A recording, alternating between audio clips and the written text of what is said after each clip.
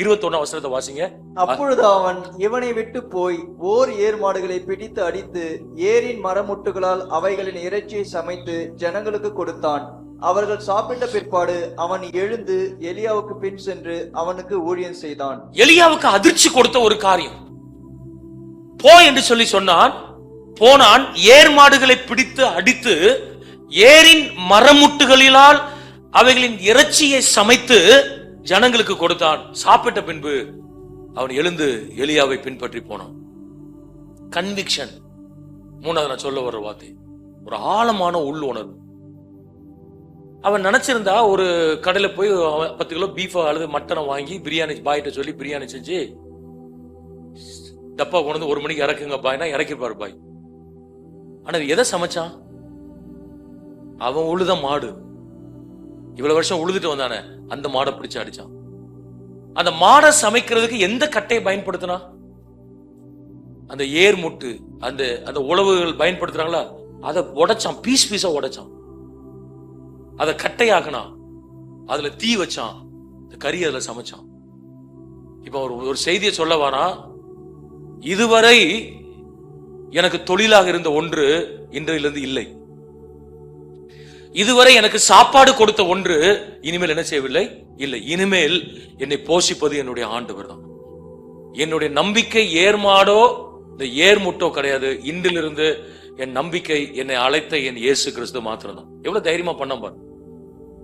ஏர்மாடு இருந்திருந்தா திரும்பி வந்திருப்பான்.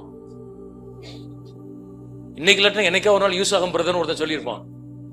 என்ன ஆள்கிட்ட கொடுத்துட்டு போங்க, 4 பேரை வேலைக்கு வைங்க, அவங்களுக்கு சம்பளம் கொடுங்க, உங்களுக்கு வருமானம், ஊழியத்துக்கு வருமானம் வந்த மாதிரி இருக்கும், நீங்க நிறைய ஊழியங்களை என்ன செய்யலாம், சப்போர்ட் பண்ணலாம் அப்படின்னு ஆண்டவர் சொன்னார். இல்ல தம்பி, எனக்கு உன் பணம் வேண்டாம், நீ தான் வேணும். எனக்கு உன்னுடைய அர்ப்பணிப்பு எனக்கு வேணும். I need your convictions.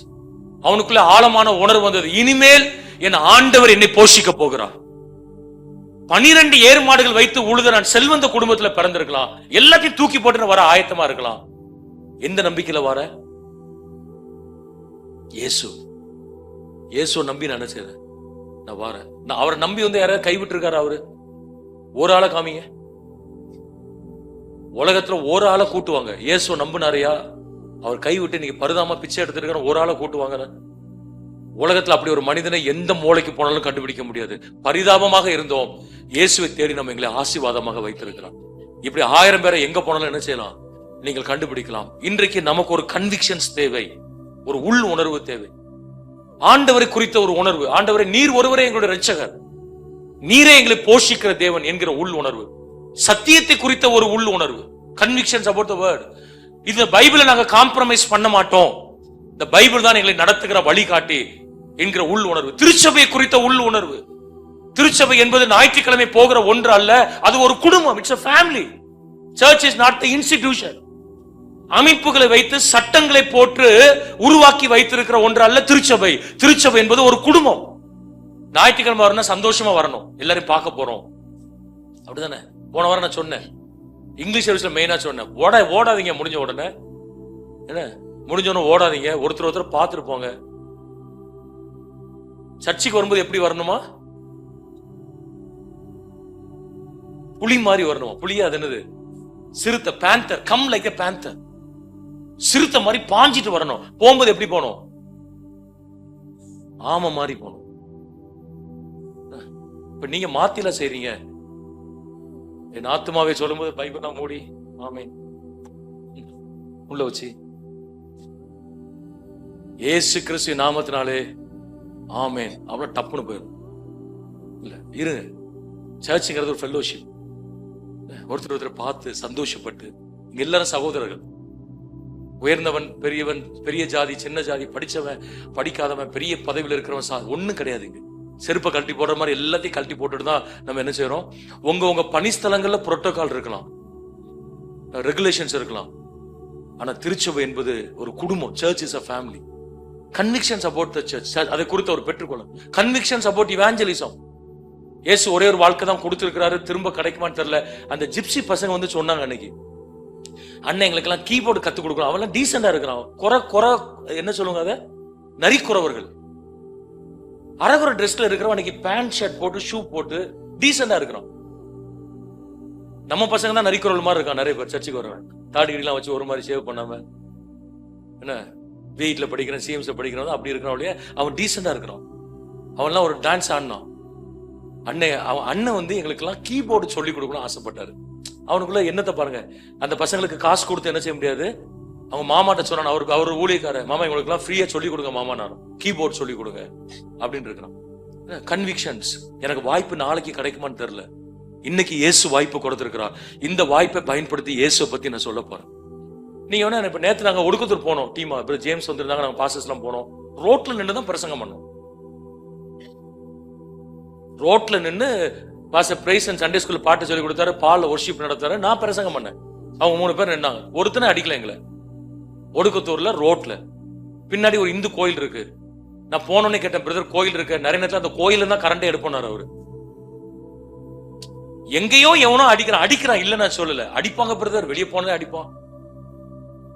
பெங்களூர்ல ஒரு பாஸ்டர் வெளிநாட்டுல வந்தார், வரும்போது இவ்வளவுக்கு ஷூ போட்டு வந்தாரு, பெரிய டார்ச் இங்க தலையில, கையில ஒரு டார்ச், ஒரு கம்பு. என்னன்னு கேட்டா இந்தியாவில பாம்பு இருக்குன்னு அவனோ சொல்லியிருக்கான், பாம்பும் தேள் இருக்குன்னு இருக்கான். பெங்களூர் ஏர்போர்ட்டை பார்த்தா அரண்டு போயிருப்பான். அமெரிக்கா கூட அப்படி ஏர்போர்ட் கிடையாது. பெங்களூர் ஏர்போர்ட் பார்த்திருக்கீங்களா? பயங்கர ஹைஃபையா இருக்கு. இப்போ அவர் ஒவ்வொரு அடியிலும் 4 நல்ல பாம்பு கிடக்கும், 2 தேள் கிடக்கும். அப்படியா இருக்கு நம்ம ஊரு? எங்கேயாவது ஒரு பாம்பு இருக்கும், நடுவீதியிலே சிங்கம் இருக்கும், பால சிங்கம் இருக்கும் என்று யார் சொல்லுவானா? ரோட்ல நாய் இருக்குன்னு சொன்னா இவனை மன்னிக்கலாம். எதுக்கு பிறகு ஊழியத்துக்கு வரல? காந்தி நகர்ல சிங்கம் இருக்கு பாஸ்டர், களிஞ்சூர்ல பால சிங்கம் இருக்கிறது. இதெல்லாம் கிறிஸ்தவன் சொல்ற நொண்டி சாக்கு.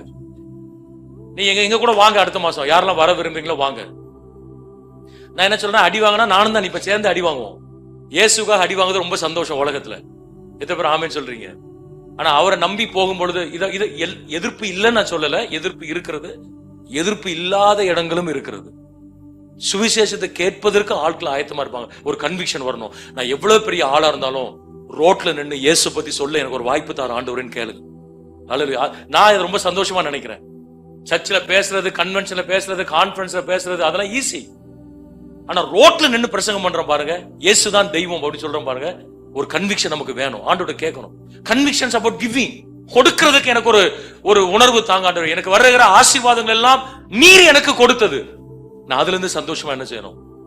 கொடுங்க. எல்லாரும் எழுப்பி நிற்போம், எல்லாரும் எழுப்பி நிற்போம். 3 வார்த்தை: கமிட்மெண்ட், கனெக்ஷன்ஸ், கன்விக்ஷன்ஸ். அர்ப்பணிப்பு, பிணைப்பு, ஒரு ஆழமான உள் உணர்வு. நல்ல 3 காரியங்களை கர்த்தர் பேசுறேன். எலியா நினைச்சாரு அடுத்த ஜெனரேஷன் எப்படி இருப்பான்னு தெரியாது, எப்படி அவனை நம்பி என்னுடைய தீர்க்கதரிசன அலுவலகத்தை கொண்டு போய் அவன்கிட்ட கொடுக்கறது, அவன் என்ன மாதிரி இருப்பானா, தைரியமா இருப்பானா? ஆனா போய் பார்த்த உடனே அவருக்கு அதிர்ச்சி. என்னை விட அர்ப்பணம் உள்ள ஒரு தேவ மனிதன். கண்ணில் மூடி ஒப்பு கொடுத்து ஜெபம் பண்ணுங்க. ஆண்டவரே, எங்களுக்குள் இருக்கிற அதே அர்ப்பணம், எங்களுக்குள் இருக்கிற அதே பிணைப்பு, அதே கன்விக்ஷன்ஸ் எங்க சந்ததிக்கு வரணும் ஆண்டவரே. வீட்டில் போய் உங்க பிள்ளைகள் மேலாம் தள்ள கை வச்சு சொல்லி ஜெபம் பண்ணுங்க. நான் இயேசுவை ஏற்றுக்கொண்ட பின்பு எனக்கு என்ன வைராக்கியம் இருந்ததோ அது என் பிள்ளைக்கு வரணும் ஆண்டவரேன்னு சொல்லுங்க.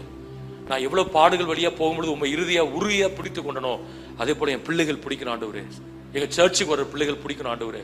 நல்ல ஒப்பு கொடுத்து சொல்லி ஜெபம் பண்ணுவோம். கர்த்தர் கிருபை தருவார். நல்ல வாய்களை தந்து ஒரு நிமிஷம் என் பிள்ளை சரியில்லைன்னு சொல்லி அழாதீங்க. எங்கேயோ நின்று, if you want to cry, you just cry in the presence of God.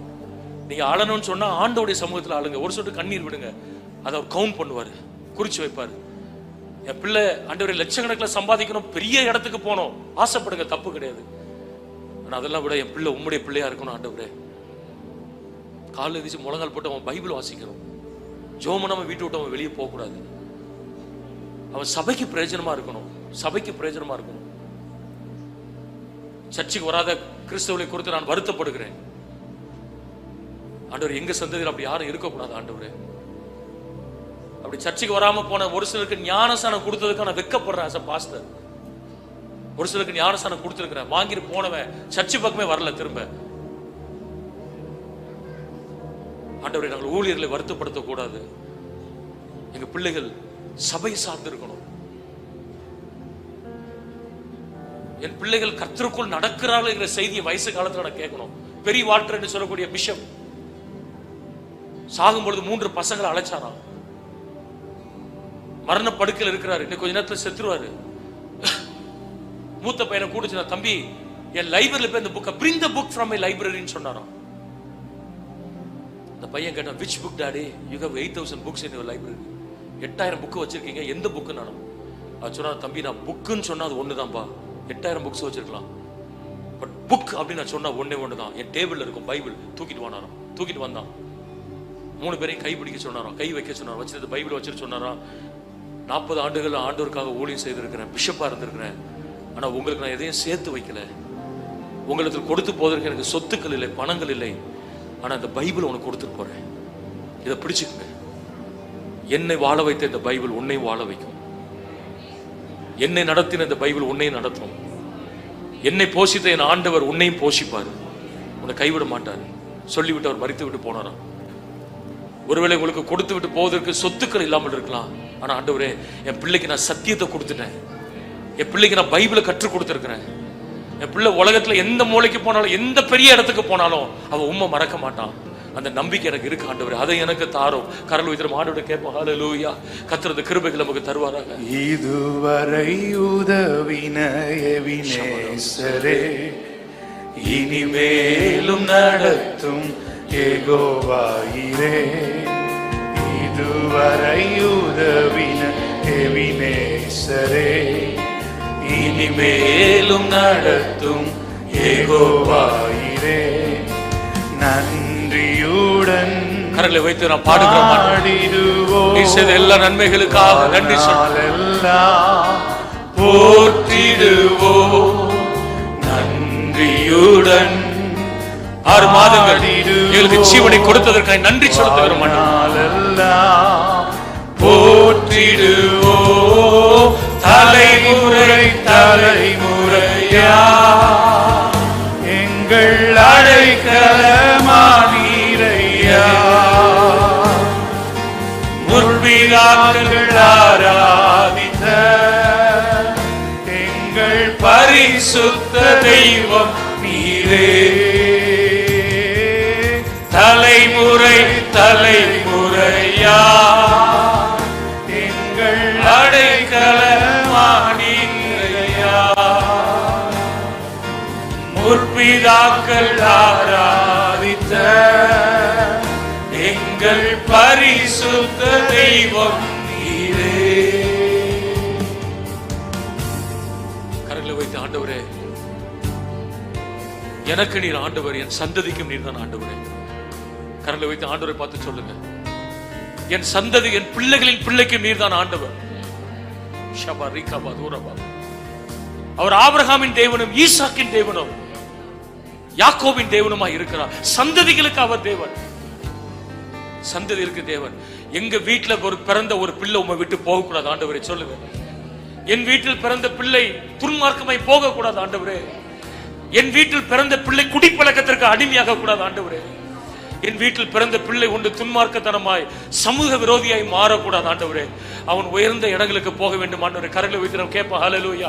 தலைமுறை தலைமுறையாய் ஆண்டவர் நமக்கு அடைக்கலமானவர், உங்களை பாதுகாத்த தேவன் உங்கள் சந்ததிகளை பாதுகாப்பதற்கு அவர் போதுமானவராய் இருக்கிறார். ஹல்லேலூயா. நன்றி செலுத்துகிறோம். தலைமுறை தலைமுறையா எங்கள் அடைக்கலமானீரையா, முற்பிதாக்கள் ஆராதித்த எங்கள் பரிசுத்த தெய்வம் நீரே. கடைசி ஒரு விஷயம் கூட கரையில வைத்து சொல்லுவோம் ஆண்டவரே. தலைமுறை தலைமுறையா எங்கள் அடைக்கலமானீரையா,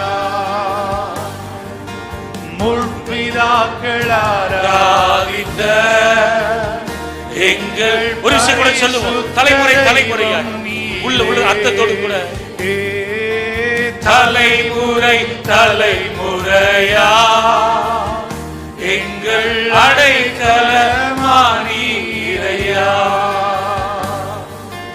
முற்பிதாக்கள் ஆராதித்த எங்கள் பரிசுத்த தேவன் நீரே. ஆண்டவரே, எங்களோடு கூட பேசின வார்த்தைகளுக்காக நன்றி ஆண்டவரே. தலைமுறை தலைமுறையா நீரே எங்களுடைய தேவன். உங்களுடைய வார்த்தை எங்களுக்கு ஜீவ வார்த்தை. எங்களோடு கூட இடைப்பட்ட வார்த்தைகள் 30, 60, 100 பலனை கொடுக்கட்டும் ஆண்டவரே. இயேசு நாமத்தில் ஜெபிக்கிறோம் நல்ல பிதாவே.